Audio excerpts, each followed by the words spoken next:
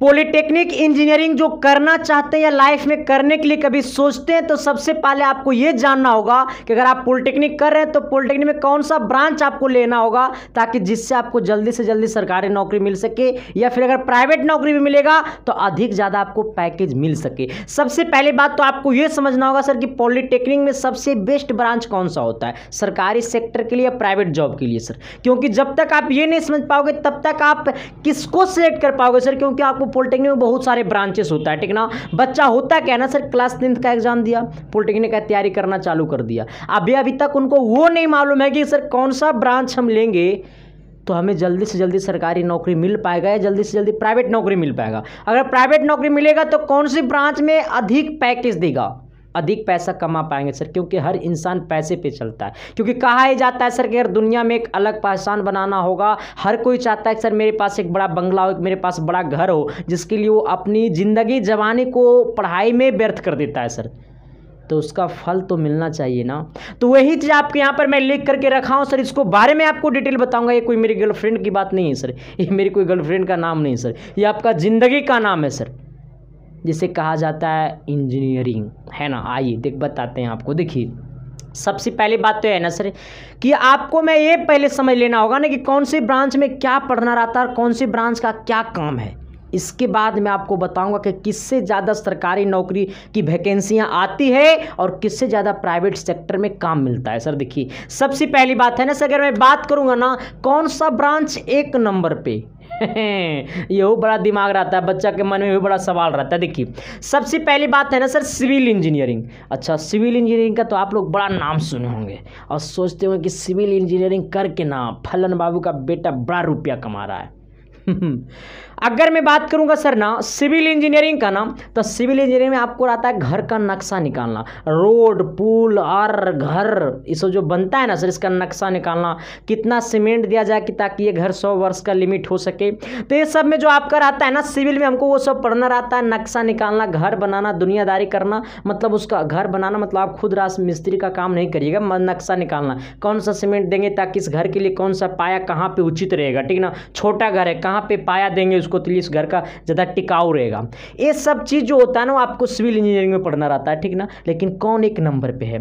अगर बात करेगा सर ये इलेक्ट्रिकल इंजीनियरिंग का ना, अभी बता देता हूँ कि किसमें ज़्यादा जॉब सरकारी जॉब आता है, ठीक ना। सबसे पहले सुन लो, अगर बात करता है इलेक्ट्रिकल का सर, तो इलेक्ट्रिकल मतलब बिजली विभाग के बारे में हमको काम रहता है। किसका काम रहता है? बिजली विभाग का काम रहता है, ठीक ना। अगर बात करेगा सर मैकेनिकल का, तो मैकेनिकल मतलब फैक्ट्री, मैकेनिकल मतलब फैक्ट्री। कौन सी फैक्ट्री? ऑटो जो रहता है ना, कार तार दुनियादारी सब रहता है ना, मतलब स्टील प्लांट में आपको ज़्यादा नौकरी मिलेगा, ठीक ना सर। जो कि बिहार में आपको मैकेनिकल करके आपको कहीं भी नौकरी नहीं मिलने वाला है, प्राइवेट में कहीं नौकरी मिलने वाला नहीं, क्योंकि बिहार में कोई स्टील प्लांट है ही नहीं, तो कहाँ आपको नौकरी मिलेगा। ना तो कोई कार का फैक्ट्री है बिहार में, ना जहाँ कोई कार बनता है, कहाँ मिल पाएगा? नहीं मिल पाएगा सर। इसलिए वो अदर स्टेट से लिए आपको काम करने जाना पड़ेगा, ठीक ना। तो मैकेनिकल जो है ना सर वो आपको मतलब जैसे गाड़ी, मैकेनिकल गाड़ी ना होता है जो इंजन वाला गाड़ी होता है, जिसको तेल पर बनाया जाता है, जिस गाड़ी को तेल से बनाया जाता है, चलाया जाता है, जैसे कार हो गया वो सब तेले पे ना चलता है, तो उसमें मैकेनिकल इंजीनियर ही उसको तैयार करता है, ठीक ना सर। कार दुनियादारी जो भी मतलब फैक्ट्री वाला काम जो है ना, मैकेनिकल मतलब बनाना किसको? गाड़ी घोड़ा को, ठीक ना। तो मैकेनिकल मतलब वो हुआ मैकेनिकल का काम है, ठीक ना। आइएगा, लेकिन किसमें ज़्यादा सरकारी मिलेगा? कंप्यूटर साइंस बहुत अच्छा ब्रांच है सर, जिसमें आपको कंप्यूटर के बारे में जानकारी मिलता है। एक है इलेक्ट्रॉनिक्स, ठीक ना सर। इलेक्ट्रॉनिक्स क्या है सर? ये आपका इलेक्ट्रॉनिक्स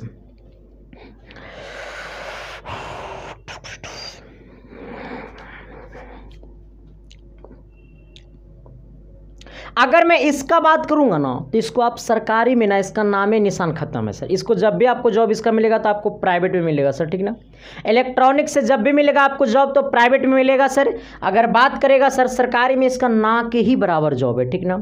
अगर बात करेगा टेक्सटाइल की, तो ओनली फॉर प्राइवेट जॉब। अगर हो सकता है सर अगर आप टेक्सटाइल करके जा रहे हैं ना प्राइवेट सेक्टर में, तो हो सकता है ना कि आपको शुरू में 1 रुपया नहीं देगा, लेकिन हाँ हो सकता है 1 साल के बाद ना आपको 1 लाख रुपया देगा सर, क्योंकि टेक्सटाइल में काम देखा जाता है, ठीक ना।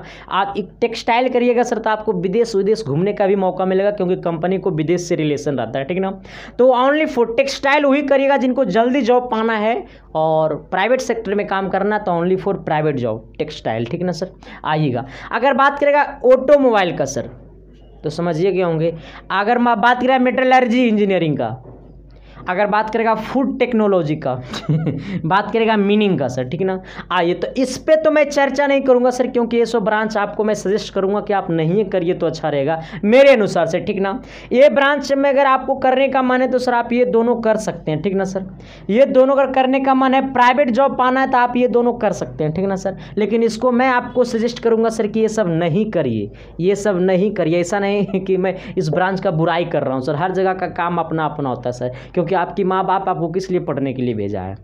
आपको एक अच्छा जॉब पाने के लिए, अच्छा कंपनी में सिलेक्शन होने के लिए, है ना। मेरा बच्चा के अलग रुतबा हो, आपकी सपना में ही आपकी माँ बाप की सपना है सर। तो इसलिए सबसे पहले आप लोग अपना सपना को बेहतर बनाइए, उसी के सपना में आपकी माँ बाप का सपना है। आपकी माँ बाप का अब कोई सपना नहीं रह चुका, बस सारे सपना आपके सपना में है, ठीक ना। आइए सर, अब इसका बात करूंगा सर। आप ये दोनों करने का मन है तो कर भी सकते हैं, ये दोनों के बारे में समझाइए दिया कि ये दोनों ज़्यादा करके प्राइवेट जॉब के लिए, ठीक ना सर। आइएगा, सरकारी के लिए 3 गो क्या क्या है, थोड़ी सी गौर करिएगा। अगर बात करूंगा सर सिविल के लिए ना, तो बिहार, उत्तर प्रदेश, कहीं कहीं के भी आप लोग जो हैं तो स्टेट लेवल के जेई का फॉर्म आता है, जिसको हम लोग बोलते हैं ओवरसीयर।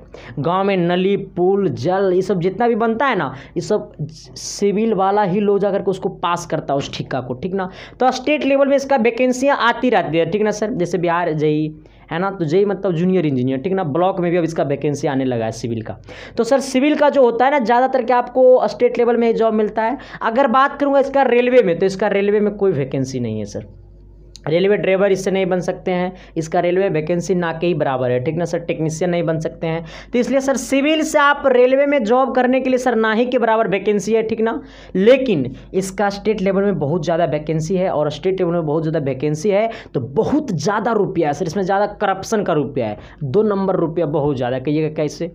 आपके गाँव में नल बना ना, नली बनाओ, नली में कहेगा ना कि ये नली 1 फीट गड्ढा होनी चाहिए, 1 फीट गड्ढा ना करके करेगा कितना, 1 फीट से कम गड्ढा करेगा, 0.8 गड्ढा करेगा, मतलब 1 फीट से कम गड्ढा करेगा नीचे, ठीक ना। नली 1 फीट से कम गड्ढा करेगा। इसमें लिखा रहता है, जब फंड निकलता है तो उसमें लिखा रहता है ना कि कोणार्क का सीमेंट लगना चाहिए नली को प्लस्तरा करने में, लेकिन वो लगा देगा बिरला गोल्ड। बालू 1 नंबर का होना चाहिए, लेकिन लगा देगा वो 2 नंबरिया बालू तो अब बिरला कोणार्क के जगह बिरला गोल्ड आ गया, तो 1 बोरा पर तो कम से कम 100 रुपया बचता होगा। 1 पैकेट 1 बोरा पर 100 रुपये का फ़र्क हो जाता है बिरला गोल्ड और कंक्रीटो या कोणार्क के सीमेंट में, ठीक ना सर। तो अब सोच सकते हो सर कि जब ये दोनों में 100 रुपया 1 बोरा पर बच रहा है, और जब ओवरसीयर इस ठेका को पास करने जाएगा, जब नली बन जाएगा, ठेकेदार को पैसा पास होने लगेगा, तो ओवरसीयर जाएगा जेई वाला इसको पास करने के लिए, तो ओवरसीयर तुरंत देख के पकड़ेगा कि ये ठेकेदार साहब, कहेगा का एकरा में कौन सीमेंट लगेला, तो अपने कहेगा सर जी हमरो तो 2 रुपया बचना चाहिए ना, ओकरा में तू 2 रुपया ले लो ना। ओवरसीयर वो सोचेगा कि ये देन जे तो आ रहा करप्शन कर, पीछे वाला पॉकेट खोलेगा, मारेगा खाली चेके पर चेक के पीछे में। तो करप्शन का रुपया इतना ज़्यादा है ना सर सिविल में। आप चाहिएगा तो सिविल, देख हमको शिक्षा है, हम तो ये सब गलत सलत नहीं बताने चाहिए, लेकिन गलत नहीं सर, जो हकीकत है मैं हकीकत बोलता हूँ, ठीक ना। क्योंकि मुझे ज़िंदगी में किसी से डर नहीं रहता है, ठीक ना, खुल्लम खुल्ला इंसान हूँ। आइए, तो सिविल में जो है ना ज़्यादा आपको रुपया करप्शन का है, ठीक ना सर। सरकार भी रुपया देती है बहुत ज़्यादा, तो आप सिविल का काम तो समझिए गए होंगे। अगर मैं बात करूँगा सर इलेक्ट्रिकल का, तो ये सरकारी जॉब के लिए ना फैक्ट्री है, सरकारी जॉब के लिए फैक्ट्री है। कहिए सर क्यों फैक्ट्री आप इलेक्ट्रिकल को बना दिए? क्योंकि सर दुनिया का हर चीज़, हर काम अब इलेक्ट्रिकल से होने लगा। ट्रेन भी अब इलेक्ट्रिकल वाला आने लगा, मैकेनिकल से देख रहे हैं। इंजन वाला ट्रेन अब बहुत कम चलता है ना, तो मैकेनिकल वाला का मार खाने लगा मैकेनिकल इंजीनियरिंग वाला बच्चा लोग, क्योंकि सारा ट्रेन अब इलेक्ट्रिकल पर चलने लगा, विद्युत पर चलने लगा। तो इलेक्ट्रिकल जो है ना सर वो सरकारी जॉब का फैक्ट्री है, इसमें प्राइवेट जॉब आपको बड़ा कम मिलेगा इलेक्ट्रिकल से, ठीक ना। तो सरकारी जॉब का क्या सर फैक्ट्री है। रेलवे ड्राइवर की बात करें, रेलवे टेक्नीशियन की बात करें, रेलवे जेई की बात करेंगे, रेलवे जेई बन जाइएगा तो रुपया पर सो जाइएगा, बिहार जेई बन जाइएगा सिविल से तो रुपया पर सूत जाइएगा, आपके बच्चा भी रुपये पर सो जाएगा, उतना करप्शन का रुपया उसमें है है ना। तो इलेक्ट्रिकल से जो है ना सर आपको रेलवे में भी वैकेंसी है, बिहार जेई में भी वैकेंसी, बिहार स्टेट लेवल का भी वैकेंसी इसका है, क्योंकि बिहार में जो बिजली विभाग होता है ना उसमें भी वैकेंसी इसका है, ब्लॉक में भी इसका वैकेंसी है सर। तो इलेक्ट्रिकल का जो है ना वो सरकारी जॉब में ज़्यादा वैकेंसियाँ हैं, ठीक है ना सर। आइएगा, अगर बात करेगा मैकेनिकल सर, तो मैकेनिकल का भी रेलवे में वैकेंसी है, क्योंकि अभी भी ड्राइवर तो है ना, रेलवे ड्राइवर, इस सब का वैकेंसी है मैकेनिकल का अभी भी। लेकिन सर उतना ज़्यादा वैकेंसी नहीं है जितना आप सोचते हैं, ठीक ना। तो आप मैकेनिकल का भी रेलवे में बहुत ज़्यादा वैकेंसी है सर। तो अगर सरकारी जॉब पाना है तो ये 3 चीज़ को आप अपना लो सर, ठीक ना। सिविल चाहे इलेक्ट्रिकल चाहे मैकेनिकल। कहिएगा सर अब 1 नंबर पर कौन है, तो आप खुद सोच लो। ज़्यादा जिसमें रुपया है इसमें, और इसमें रुपया इसमें भी है, इसमें भी है। मतलब तीनों जो है ना एक दूसरे पे एक है सर। अगर बिहार स्टेट की छोड़ करके अगर इसका दूसरा राज्य में बात किया जाए ना तो ये भी 1 नंबर पर है। जहाँ पर फैक्ट्री है 2-4-10 को बना हुआ, उस राज्य में ना ये बहुत ज़्यादा कामगार चीज़ है, ठीक ना सर। आइएगा तो सर ये तीनों जो है ना एक पर एक है। ये तीनों ले लीजिएगा ना, नौकरी लग जाएगा तो रुपया पर सोइएगा।